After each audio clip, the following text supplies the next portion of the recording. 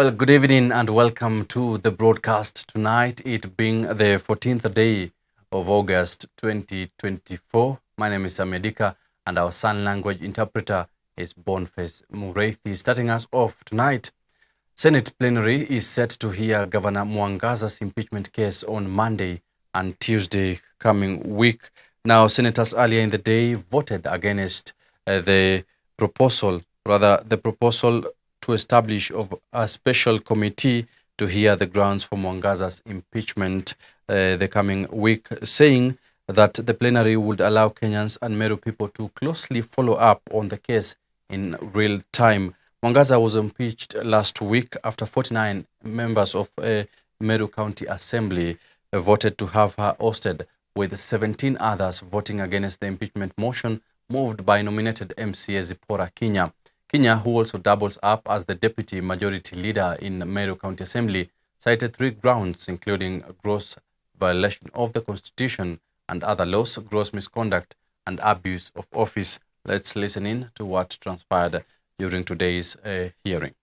The motion having been negatived, the route of a special committee is abandoned, and that now implies that the Senate will investigate the proposed removal from office by impeachment of Honorable Kawira Mwangaza, the Governor of Meru County, in plenary, pursuant to Section 33, 3A of the County Governments Act and standing Order 81B2.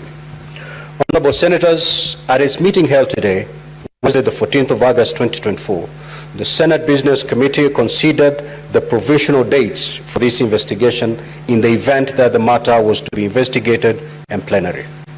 In line with the schedule of activities for impeachment, hearing and plenary, I hereby give you the following directions. 1. The clerk to issue invitations to appear to the parties on Wednesday 14th of August 2024. So the notice will be issued today. The parties to file their responses with the office of the clerk of the Senate by Saturday the 17th of August 2024 by 5 p.m. 3. The clerk to circulate documents received from the parties, including the plenary hearing program, to all honorable senators by close of business on Sunday the 18th of August 2024 by 5 p.m. 4. The Senate shall investigate the matter in plenary on Monday the 19th of August and on Tuesday the 20th of August 2024. The Senate is accordingly guided. I thank you, honorable senators. Yes, Senator Boni. Well, now heading to Kisii County on his 3rd day of development tour in Gusii region, President William Ruto has launched an affordable housing project in Bomachoge, Kisii County. The initiative aims to tackle land fragmentation in agriculturally rich regions like Gusii, which threatens food security. In Ogembo, the head of state unveiled the construction of 244-unit Bomachoge Chache affordable housing project. Now, President Ruto also urged the youth to take up jobs that will come up from the projects, as the development is part of a broader strategy to enhance housing and support agricultural sustainability. Let's listen in. Hapa tunajenga nyumba 244 ghorofa 9 hapa Ogembo katika kiwanja hii. Hapa tunahitaji vijana 400 ambao watatusaidia kufanya kazi hiyo hapa Ogembo. Vijana wa hapa Ogembo muko? Vijana muko? Mbona mnakaa kama nyinyi ni wale wa kuchagua jembe? Sisi tulikubaliana kazi ni kazi. Ama namna gani? Tulikubaliana kazi ni kazi, sivyo? Hapa tutahitaji vijana wenye taaluma mbalimbali. Tunahitaji architect hapa. Tunahitaji mason hapa. Carpenter. Tunahitaji electrician. Hata mtu ya mkono tunahitaji. Yule transporter tunahitaji. Mtu ya simiti tunahitaji. Mtu ya kupanga mawe tunahitaji. Mtu ya kulipa watu pesa, accountant tunahitaji. Muko ama hamuko? Well, away from that, the National Assembly has approved Beatrice Askul Moe for Cabinet Secretary for East African Community Affairs and Regional Development, with Dorcas Agik Odur as the Attorney General. This follows their vetting on Friday, August 9th, 2024. The two now await approval by the National Assembly plenary before their names are forwarded to President William Ruto for gazetting and subsequent swearing in. Askul formerly served as Turkana County Executive Committee member for Water and Sanitation, with Odur, the AG nominee, having served until her nomination as the cabinet as the Secretary Public Prosecutions. Now, once she is sworn in, she will become the first Kenyan female Attorney General in the country. Well, that is quite interesting. We are waiting to see how that will transpire in the days to come. Now, heading on matters, Eldoret being a city, President William Ruto will tomorrow, that is, preside over the conferment of city status to Eldoret municipality. The installation ceremony will be a significant occasion for the residents of Eldoret, symbolizing enhanced municipal status and potential for accelerated development. The conferment of city status is anticipated to bring about increased investment opportunities, improved infrastructure, and heightened administrative capabilities to Eldoret, positioning it as a hub for growth and urbanization in the region. The Senate had in January this year given President William Ruto a go-ahead to confer Eldoret city status, a move that will make it Kenya's fifth city.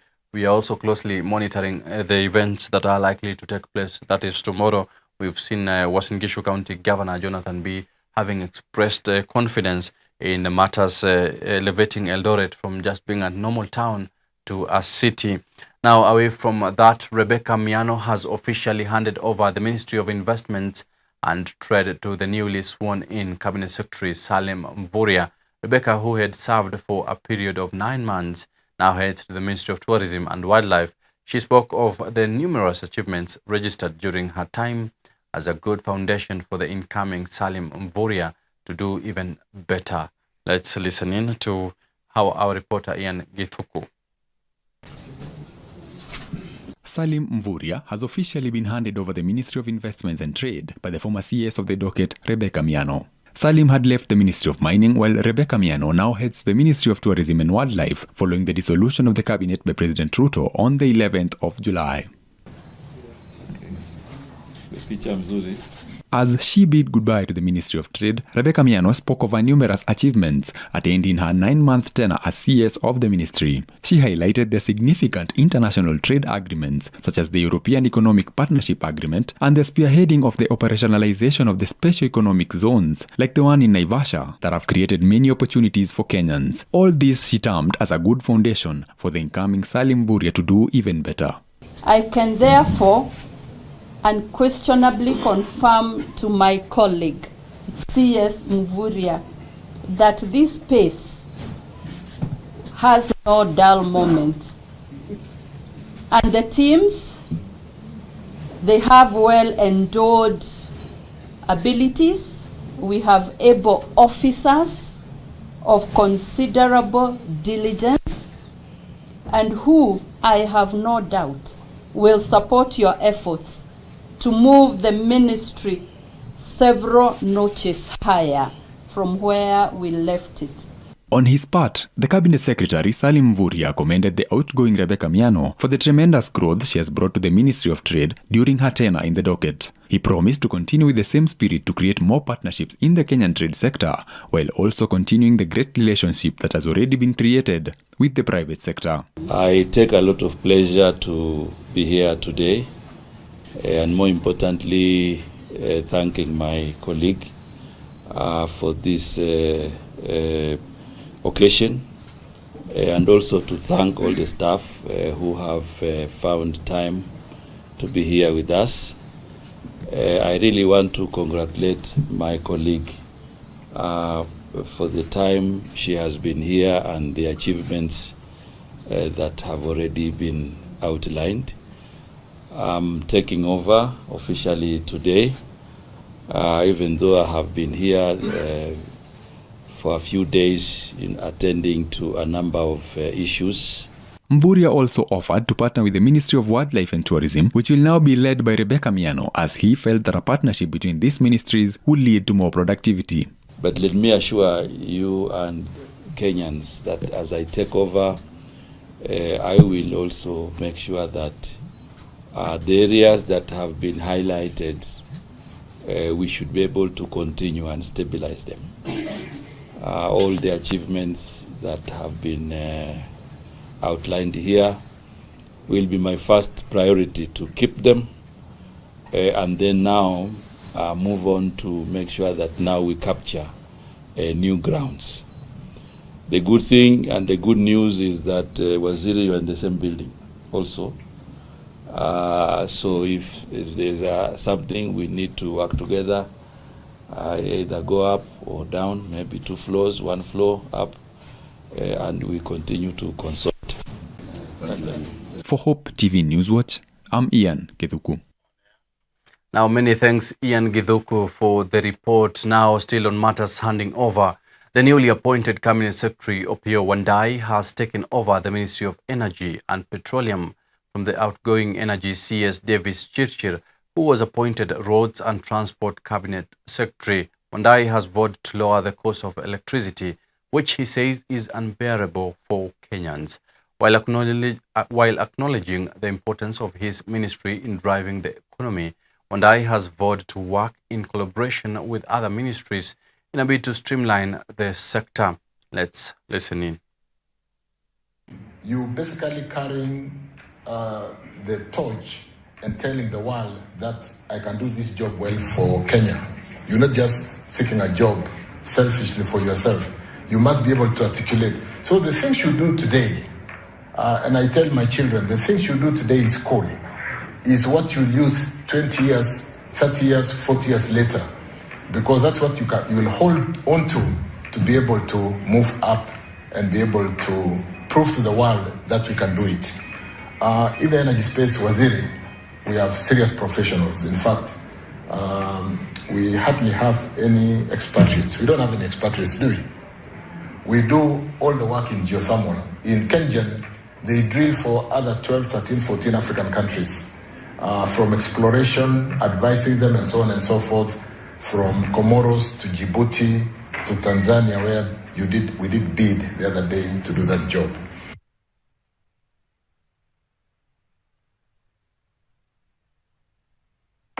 We want to see that transformer fixed in the shortest time possible. Those are the things that Kenyans are looking up to. I mean, when they see us as a ministry, those are the things they want us to fix or to assure them of throughout. And that's basically our role, therefore. And I'm very happy for the good job that you've been able to do all this time, even as I join you. And therefore, I will not be able to stress the importance of teamwork in all that we do. Let me also emphasize that I will be keen on ensuring that we maintain an open door policy. That as a ministry, we practice transparency and openness.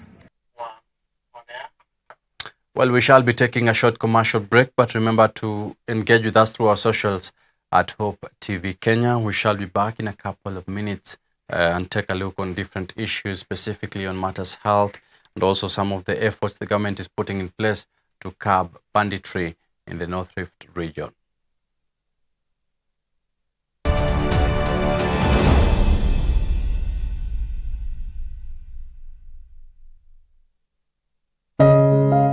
This week on Testify.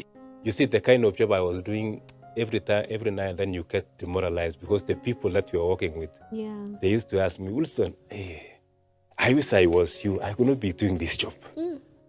As we are waiting to die, as we don't have any hope.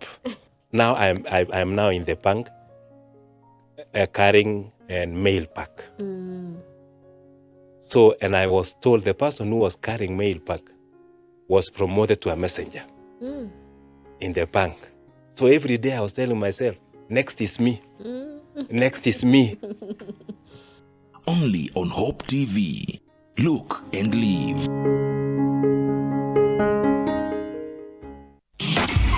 Hello, boys and girls! Are you ready for an unforgettable Bible adventure this August? Join us for the CITAM DVBS 2024 that will happen in all CITAM assemblies starting Monday the 12th of August to Friday the 16th of August. And get this, entry is absolutely free! So, if you're aged 3 years to 14 years old, come and enjoy Bible lessons, games, puppetry, memory verses, snacks, refreshments, movies, songs, and dance!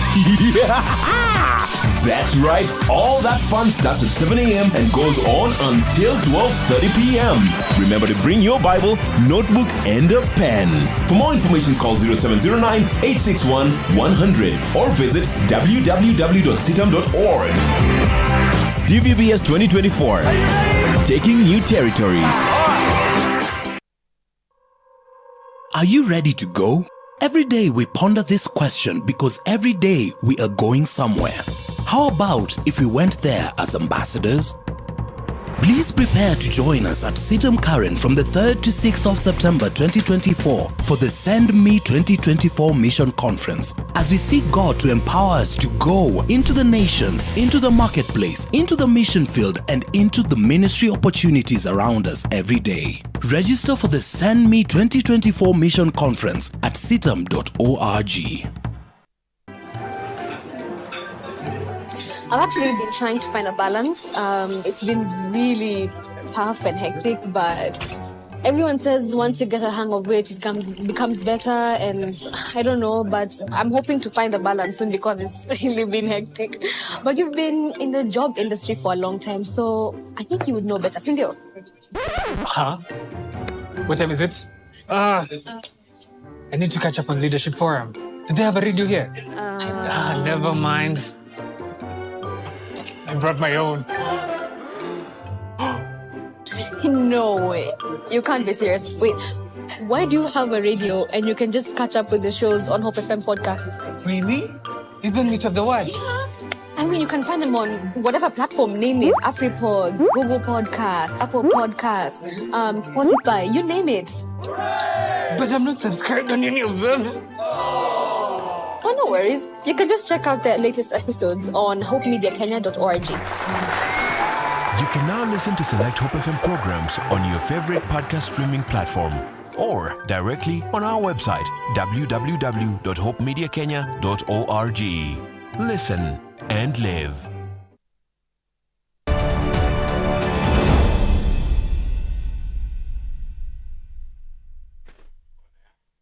Welcome back to the broadcast. The government, through the Kerio Valley Development Authority, KVDA, has embarked on infrastructure improvement and development projects in Takwel, West Pokot County.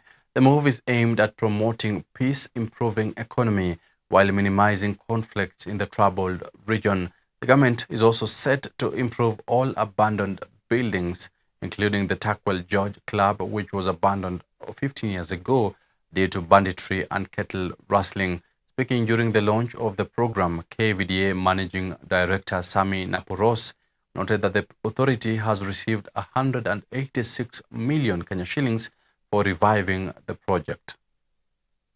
Strategic government utilities in this particular part of the country, in northern Kenya. And it's producing a lot of power, and it's also one of the greatest scenic dams you can mention. And as KVDA, we have a program to improve the infrastructure in this particular dam, and mainly to profile Takwel Dam as in the northern Kenya tourism circuit, so that we are able to have visitors coming all over from Eldoret, from all part of the country to Takwel Dam, and have a good place for accommodation and for conference facility. So mainly we are grateful the government of Kenya has provided about 186 million for general improvement of the structure of the Takwel Dam. Zindiwa rehabilitation ya hii kambi ya KVDA ambayo iko hapa Takwel. Tumetafuta pesa ambayo imekuja kufanya improvement ya hii project ambayo iko hapa, hii manyumba ya Takwel ambayo iko hapa. manyumba za KVDA ambayo imekuwa dilapidated. Tumekuja hapa sasa leo ili tuweze kufanya improvement ya hizi manyumba. Manyumba yote hapa hivi na ile nini mpangilio mzuri inafanywa hapa hivi. Hapa itakuwa kama ni city. Na italeta communities yote. Unajua hapa sasa hapa ni Turkana, hata wako hapa saizi. Marquet wako hapa. Sisi hapa hivi tuko. Ni nani sasa ambaye ikiwa maendeleo hapa biashara itaenda juu. Turkana tulete mbuzi, Pokot nilete yao, nani nilete yao. Na hii mambo ya fita hii kidogo haitakuwa na maana tena. Kwa sababu kila mtu hata kina mama wamesema hapa hivi saini wataka wachengewe mali wanauza mboga yao. Hiyo sasa ikifanyika hakuna mtu atashughulika. Wanaenda kutaleta mboga na wanauza. Wanaleta mboga na wanauza. Mashule itakuwa natembelea hapa nini inafanyika hapa hivi. Kwa hiyo hata hakuna kutafuta mambo ya tutafuta amani, tuongeleshe watu, itakuja tu peke yake. Now on matters health, in the western part of the country, residents of Luandanyi ward in Sirisia, Bungoma County have benefited from a training that sought to educate them on preventive measures against monkeypox virus. The residents have also been urged to maintain hygiene in a bid to curb the spread of such contagious virus after the country confirmed a single case. Luandanyi Assistant County Commissioner further called on those residing along the Luahaha border to be extremely vigilant and consider seeking medical assistance if they suspect to have been infected. Unakuwa na rising temperature above the normal, alafu unakuwa na skin rash, alafu sore throat, headache, alafu body weakness, general body weakness, back pain na swollen lymph nodes. So mtu akisha present such signs, we interview ametembea namna gani. Alafu tukipata mtu akiwa na such signs, we keep him or her for isolation. Then we inform the higher authorities, whereby they will come to take a sample and take it to public health laboratories ama clinics. Leo tumekuwa na shughuli ya kuhamasisha wananchi wa Luandanyi kuhusu janga ambalo limetokezea la monkeypox, ambalo eneo letu la Luandanyi ni kama iko kwa border points. Tumeenda hadi kwa Luahaha, tumepita Roroshandet, tumekuwa na chiefs na assistant chiefs wetu tukihamasisha wananchi kwamba wajikinge kutokana na hili janga la monkeypox. Dalili ambazo huwa ni zinatokezea katika hili janga ni kuwa na joto jingi mwilini, upele, alafu mara kwa mara tunahimiza wananchi wakuwe na maji, wanawe mkono, wa sanitize, waangalie distance, wa observe social distance, wasikwe wakaribiane sana, na mtu akipatikana na dalili hizi anashauriwa kutembelea kituo cha afya ili apate kuangaliwa zaidi na wapate matibabu kwa haraka. Now, away from that, global technology provider SAP held its Innovation Day, showcasing how cutting-edge advancements in data processing and embedded AI can accelerate business growth, drive sustainable operations, and keep organizations ahead in an increasingly competitive market. The event offered valuable insights for businesses eager to harness technology for superior outcomes and continuous innovation. Marketing Director Dumisani Moyo emphasized the importance of leveraging these technologies to navigate challenging marketing conditions and revolutionizing customer value delivery, offering crucial insights for businesses striving for sustainable success. Emerging Africa. That is with our hub here in East Africa in Kenya. And this is where we are hosting today our SAP Innovation Day. A day where we discuss on how with technology and AI we can enhance and help our customers, our businesses and economies here to scale in these interesting times. We're here at the SAP Innovation Forum in Nairobi. And what we're bringing here today is talk about ERP Cloud. How ERP Cloud has an impact on the Kenyan economy and how SAP helps to transform customers' business through digitization. The event is really about helping businesses understand how to leverage technology to navigate tough market conditions and really to innovate at scale and change the way they operate and deliver value to our customers.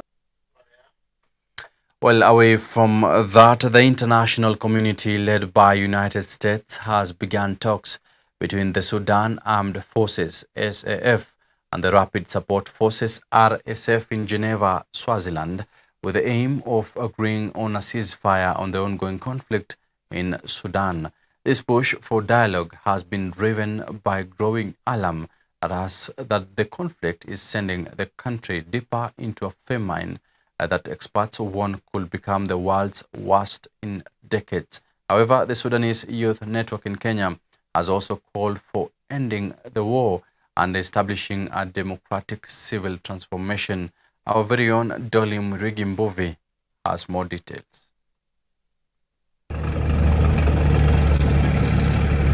After 16 months of war, the Sudanese people have suffered immense loss. Lives, property, dignity have been ripped from them due to the ongoing conflict.